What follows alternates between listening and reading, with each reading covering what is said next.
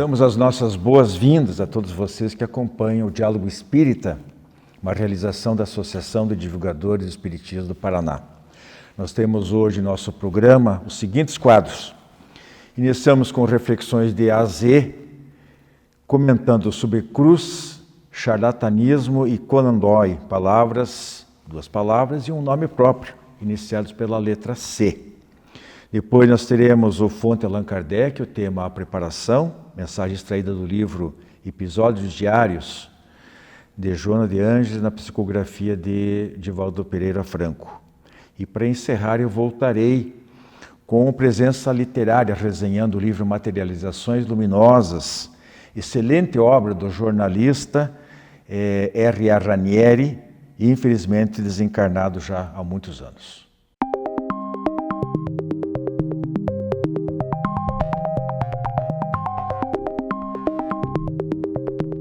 Prezados amigos, nosso quadro Reflexões de A a Z, nós vamos falar sobre três tópicos, três temas, e vamos começar por o que tem essas palavras em relação, qual é a associação que nós podemos fazer com o Espiritismo.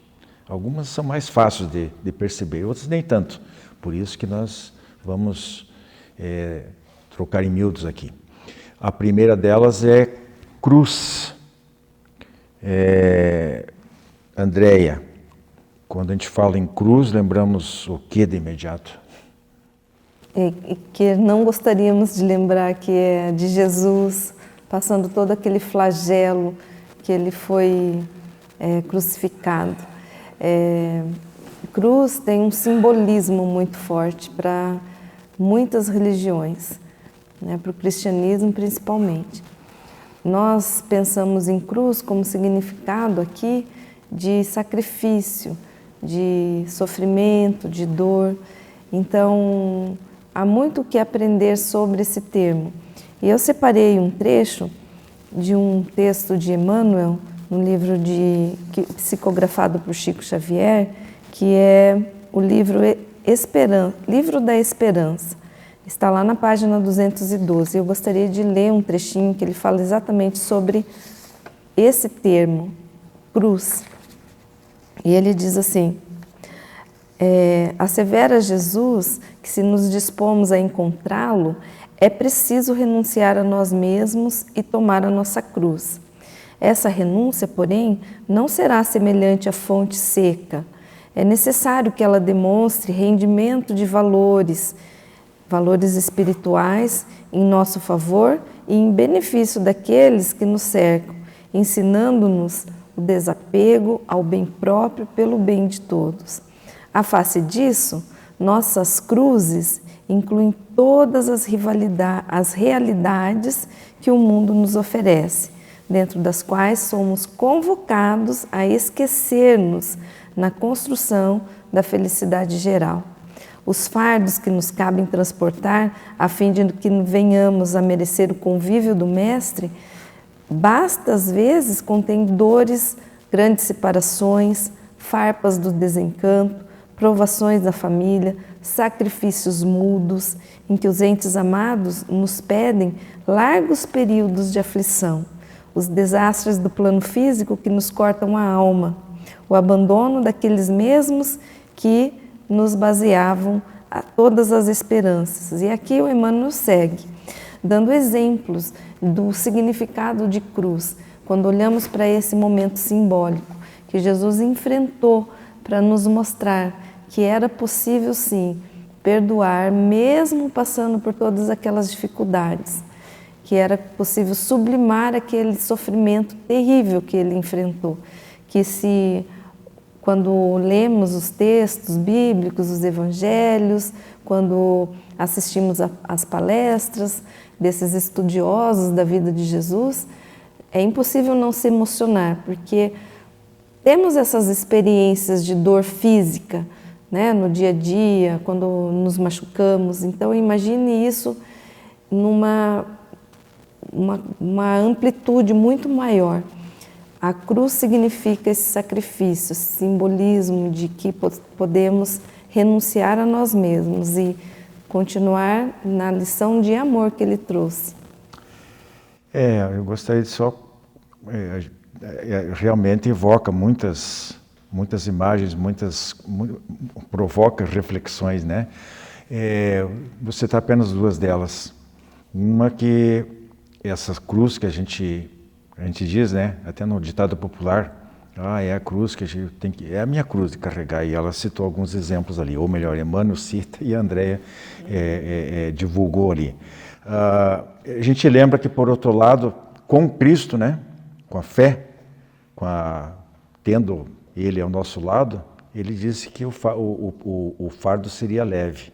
Então, essa cruz não só dos problemas materiais, mas emocionais, do sentimento, das perdas, todas essas situações, acaba sendo bem mais suave porque Ele está ajudando a carregar. Outra situação, uma vez, um programa muito antigo, e eu lembrei de uma imagem que eu vi de um cidadão, uma historinha, cidadão com uma cruz, ele carregando a cruz num campo verdejante, ou sei lá onde que estava. E ele estava muito pesado, ele pedia que Deus ajudasse, que pudesse cortar um pedaço da cruz. Ele foi cortando aquilo. Ele sempre achava que ele estava muito pesado, e foi cortando toquinho. E ele ficou com uma cruz relativamente bem leve, bem pequena. Só que os outros caminhantes, chegando num determinado local, havia uma fenda no terreno.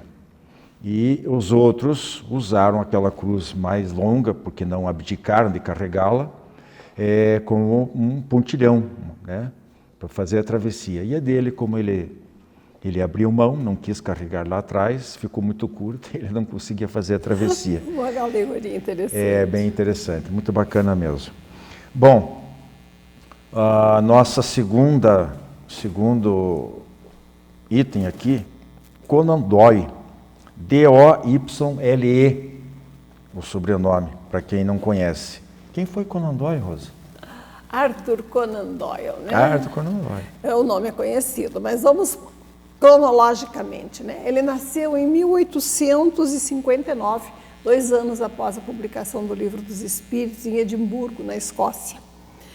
Perdeu o pai muito cedo, mas foi muito bem educado pela sua mãe Mary, que lia histórias para ele, o estimulava, ele inculcava valores humanistas. Ele formou-se em medicina com muita dificuldade, bem jovem ainda. Era um esportista amador dedicado, foi jogador de cricket, chegou a capitão do time na Liga Nacional, foi goleiro de futebol, numa época em que o futebol ainda não era tão divulgado, foi jogador de golfe, respeitado, né? E viajava pelo mundo inteiro, adorava viajar. Uma das suas primeiras experiências profissionais, depois de formado médico, foi numa baleeira a caminho da África como médico de bordo. Ele tinha um professor chamado Bell, professor de medicina, que parecia um expert, um adivinho. Ele dizia que aquele professor olhava o paciente pelo seu poder de observação, deduzia de onde ele vinha, como é que ele vivia, o que ele comia, que doença ele tinha. Tinha um diagnóstico muito preciso, baseado na observação, usando evidências científicas para chegar a um diagnóstico, numa época em que os diagnósticos eram extremamente imprecisos. Aquele professor impressionava. Como ele gostava muito de ler, ele lia também contos policiais. E achava que a maioria dos livros de contos policiais eram um fracasso, porque não usavam a lógica, não usavam o conhecimento e adivinhavam o resultado final. E muito jovem ainda, inspirado nesse seu professor Bell, ele criou um detetive e começou a escrever histórias a respeito desse detetive. Esse detetive era o Sherlock Holmes. E o Arthur Conan Doyle foi o criador das histórias do Sherlock Holmes. Tornou-se famoso por isso no mundo inteiro. Até a época da sua morte, ele recebia cartas de pessoas que achavam que o Sherlock Holmes realmente existia, questionando coisas da sua vida, se oferecendo para ir lá trabalhar com ele, etc. De moças interessadas no Sherlock Holmes. Muito interessante. Ele, como era profundamente estudioso, ele tinha um amigo que dizia que recebia comunicações dos espíritos. Ele achou aquilo muito estranho e não acreditava muito nisso. Ele já havia rompido com o catolicismo, porque o padre da sua paróquia pregava que aqueles que não eram católicos seriam condenados ao inferno. E ele achava aquilo uma incongruência. Então rompeu com o catolicismo, até teve muita dificuldade quando se formou, porque sem ser católico teve dificuldade de colocações por perseguição religiosa, porque era agnóstico. Mas, em contato com esse amigo que se dedicava ao espiritismo, ele começou a estudar o assunto sem muita convicção ainda. Mas começou a ler, pesquisar e ao longo dos anos foi formando uma bagagem a respeito dos fenômenos espirituais ou mediúnicos, como nós os denominamos.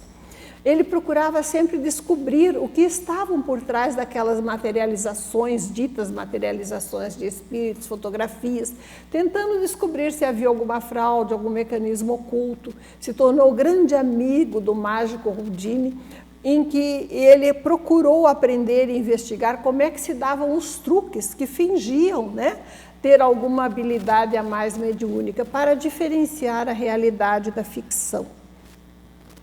E ao longo das suas pesquisas, ele foi acumulando uma bagagem, sem muita convicção ainda, a respeito dos fenômenos mediúnicos e da comunicação dos espíritos. Em 1917, ele já perdeu alguns parentes, já devido ao início dos primórdios da Primeira Guerra Mundial, e ficou profundamente abalado, perdeu filhos também, e começou a pesquisar com mais profundidade a comunicação dos chamados mortos, né? Porque ele considerou que aquele tema era relevante demais. Até a época em que ele perdeu seus entes queridos, ele não tinha aquilatado a importância de avaliar se realmente os mortos continuavam vivos e se podiam se comunicar. E se convenceu da veracidade dessas comunicações a partir de uma determinada época em que seu cunhado se comunicou através de um médium muito respeitado e lhe deu detalhes de conversas privadas que eles tinham tido e que ninguém mais conhecia. Ele se convenceu, então, da veracidade da comunicação dos espíritos e, com a seriedade que ele tinha em todos esses assuntos, se dedicou a pesquisas e começou, a partir de 1917, a proferir palestras espíritas. Ele viajava, sempre foi um viajante apaixonado, e ele viajava por diversas regiões levando a divulgação daquilo que ele considerava a maior contribuição que ele poderia fazer à humanidade. Porque o seu personagem, Sherlock Holmes, o tinha tornado rico. Mas, realmente, aquilo que merecia o melhor dos seus esforços, segundo ele, nos seus últimos anos de vida, era a divulgação da realidade espiritual. E mesmo com profundo sacrifício pessoal, gastando a sua fortuna, ele começou a divulgar aquelas ideias.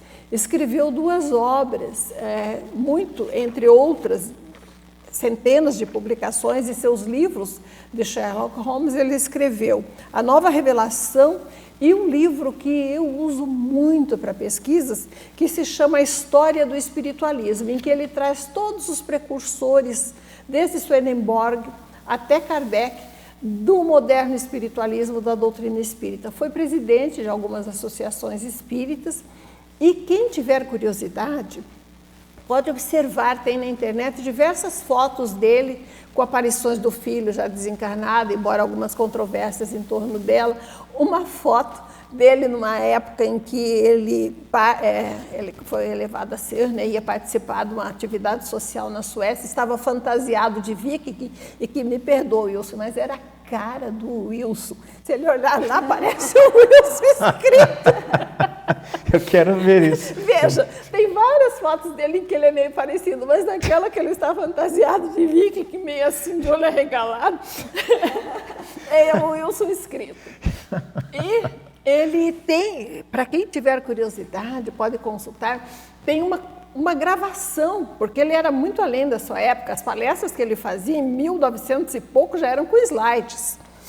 E tem uma gravação de uma entrevista dele, falando como ele chegou ao espiritismo na internet. Uma entrevista com Arthur Conan Doyle, gravada na época, e que está plenamente clara, transparente para todos assistirem. Vale a pena. Muito bem.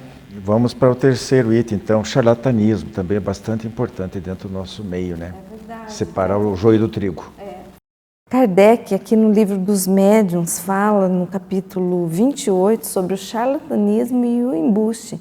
Nós sabemos que charlatanismo é quando uma pessoa ela tenta enganar a outra, falando que alguma prática, alguma experiência pode curá-la, algum medicamento que não é estudado. Então, de acordo com a língua, de acordo com o nosso idioma, né, no dicionário de português, seria o indivíduo que nas praças públicas vende remédio supostamente milagroso, ou então explora a boa-fé do povo. O que é interessante é que Kardec faz um paralelo aqui com os médiuns ou pessoas que não têm mediunidade e que faziam encenações ou faziam práticas para envolver o público, para ganhar dinheiro, de forma interesseira. Foi o que a Rose trouxe, né? O que fez o autor de Sherlock Holmes pesquisar muito, escrever os livros, entrar num estudo aprofundado sobre isso. O fato é que, segundo Kardec, aqui no capítulo, ele diz que quando nós temos dúvida se estamos entrando numa prática de um charlatão ou alguém que esteja querendo enganar, nós temos que ver se aquele indivíduo está fazendo de forma desinteressada. Então, a palavra-chave é desinteresse. Se houver interesse material de qualquer ordem, aí podemos estar diante de uma pessoa que esteja cometendo um crime, porque está, hoje em dia, né, dentro do Código Penal e é considerado crime. Então, é muito importante a gente aprender a lidar com pessoas de qualquer ordem, qualquer situação que tenta enganar usando o charlatanismo. Então fica aí a nossa orientação, nossa recomendação, né? Se você tem interesse em estudar a doutrina espírita, seja lá qual for a sua motivação, procure um centro espírita, recomendado que faça parte do movimento federativo aqui no Paraná. Nós temos a Federação Espírita do Paraná. Tem no site deles, tem a relação de todos os centros espíritas de todo o estado que são da federação. Há algumas outras casas que ainda não são filiadas, que às vezes também podem desenvolver trabalhos de boa qualidade, mas precisa ter essa atenção, saber onde é que a gente está pisando, para não ser vítima, especialmente nesses casos aí que a Andréa falou. Às vezes aparece aquele que é curador, que faz, que acontece, vai para a mídia, não sei o quê. Se tiver interesse, for envolver de recursos, pode saber que alguma coisa não está certa, tem que ficar sempre com bastante precavido a respeito. Grande abraço, até a próxima semana. Você conhece o Clube do Livro Espírita de Curitiba? Com ele, você tem descontos de até 60% no preço de capa. E a cada 2 meses, recebe 1 ou mais livros em seu endereço. Associe-se e tenha o melhor da literatura espírita em sua casa e ainda ganhe uma assinatura do jornal Comunicação Espírita durante o período de 1 ano. Clube do Livro Espírita de Curitiba. Associe-se e contribua para a manutenção do programa Diálogo Espírita.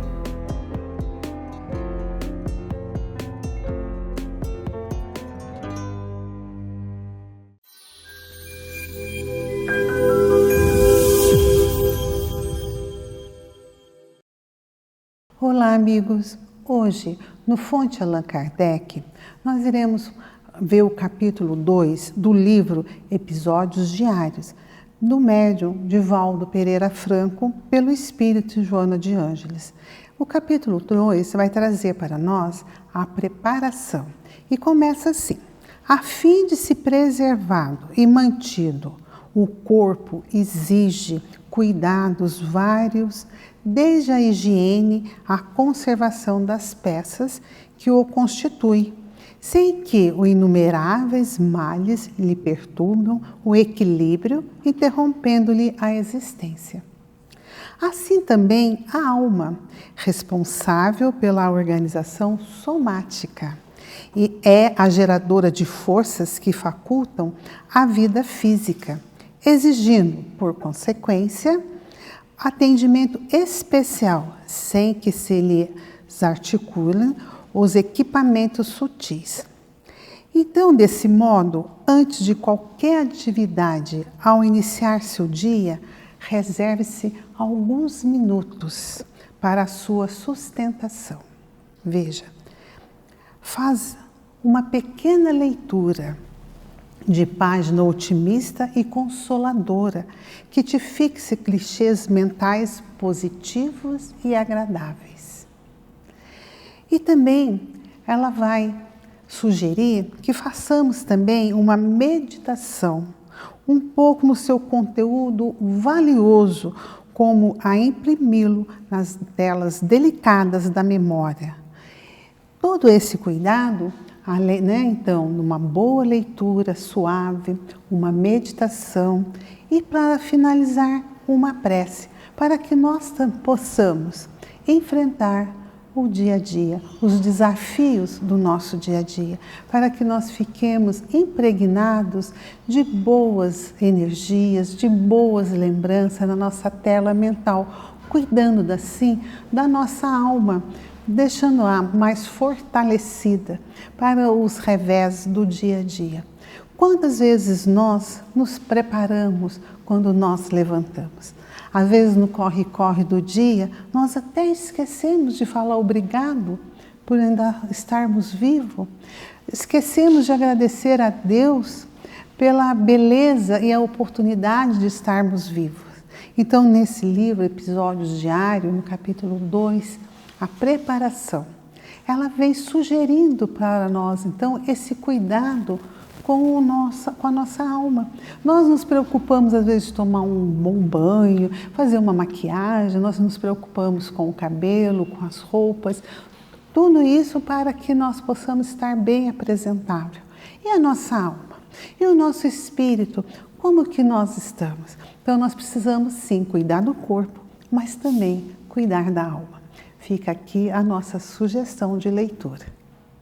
Jornal Comunicação Espírita, Diálogo Espírita completa 12 anos no ar e estreia novo quadro, editorial, os genes da mediunidade e o espiritismo e a antimatéria. Em palavras dos espíritos e dos espíritas, evolução espiritual, entrocando em miúdos, frases marcantes sobre a justiça e a oração, em conexões e reflexões de A a Z, o joio e o jugo.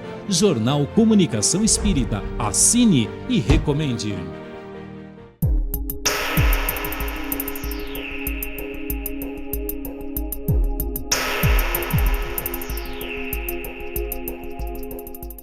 O exemplar de Materializações Luminosas que eu possuo aqui é da 4ª edição do ano de 1993, 15º ao 16º milênio.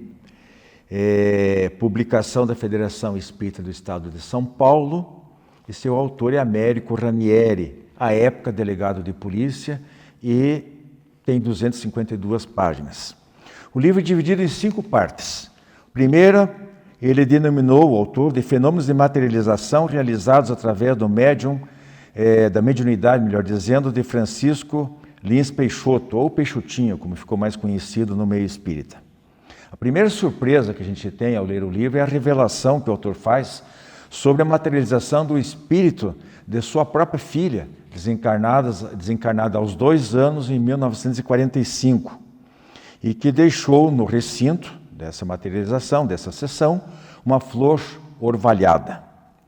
Páginas à frente, o livro traz fotografias de moldes em parafina da mão e do pé deste espírito, como vocês podem perceber agora nas imagens. Esse espírito se chamava Heleninha. E a gente precisa aqui, inclusive, fazer um parêntese para explicar que, para se obter esses moldes em parafina, ela tem que estar quente, o que seria absolutamente impossível para uma pessoa de carne e osso, porque tem que colocar realmente a parte do corpo, no caso o membro superior, o inferior, dentro da parafina, e depois ela vai esfriando, seca, e depois a pessoa tira. Se outra pessoa tentar fazer isso aí, colocar depois a mão no molde pronto, fatalmente vai quebrar, ou na maioria das vezes vai quebrar esse molde. Então é um fenômeno realmente impressionante. Na sequência, tem outras fotos do mesmo fenômeno envolvendo outros espíritos, como vocês também podem perceber a partir de agora. Na segunda parte, ele continua apresentando casos de materialização através de outro médium. Agora, o Fábio Machado, em Belo Horizonte. São outras sessões, em outro lugar, com outro médium. Deste capítulo constam, entre outras, as materializações do espírito Palminha, em uma sessão em que apareceram ela e outro espírito famoso na época, por nome de José Grosso. Temos aí também algumas imagens, incluindo uma aquarela de Allan Kardec, pintada por um espírito materializado. Então, imagine você, nós estamos aqui, digamos, numa sala, 3 ou 4 pessoas, e de repente surge uma 5ª pessoa. Está tudo fechado, às vezes com lacre, tal, tudo controlado por vários sistemas. E daí aparece uma outra pessoa, um outro indivíduo. Esse indivíduo, além de ser uma total surpresa, né? Para eles não, porque eles sabiam o que eles estavam fazendo. Mas aparece essa 5ª pessoa, esse personagem diferente, e ainda durante esse fenômeno, ele faz uma pintura. Ou, naquele caso anterior, os moldes em parafina. Imagine. Bom, na quarta parte, outros fenômenos realizados por outros médiuns. E a última parte em que Ranieri descreve as famosas materializações de Pedro Leopoldo, lá em Minas Gerais, e diversas fotos de espíritos materializados, com destaque nelas para a emissão de ectoplasma, que é através desta energia emitida, fornecida pelo médium, geralmente por médium de efeitos físicos, às vezes também retirado de outros médiuns, de outras pessoas presentes e até de elementos da natureza, transportados para o recinto em que a sessão está ocorrendo. Tudo isso dá apoio, o suporte material para que os espíritos possam manipular e formar as materializações, às vezes dos próprios espíritos, outras vezes de objetos, inclusive como viu-se aí da flor orvalhada, de algum lugar apareceu. Como que apareceu? Quem que a produziu? Como é que veio parar ali? Bem, os detalhes que cercam estas sessões estão descritos no livro são realmente impressionantes. E aí só um modo de apreciá-los, lendo Materializações Luminosas. Gente, esse livro é espetacular e deveria ser lido por todos os espíritas e por todas as pessoas que gostam de estudar esse tipo de fenômeno, fenômenos mediúnicos, né? As aparições, as materializações, fenômenos de transporte que eu acabei de citar, que os aportes e também as saídas de objetos através de lugares hermeticamente fechados e que não tem explicação natural nenhuma. Até porque todas essas informações, elas estão devidamente documentadas por uma pessoa que foi delegado de polícia e um jornalista sério e responsável. Materializações Luminosas, um livro altamente recomendável para todas as pessoas. Abraço. Visite nosso canal no YouTube e confira nosso acervo de programas, debates, entrevistas, o diálogo aberto na visão espírita. Programa Diálogo Espírita, ADEPR no YouTube.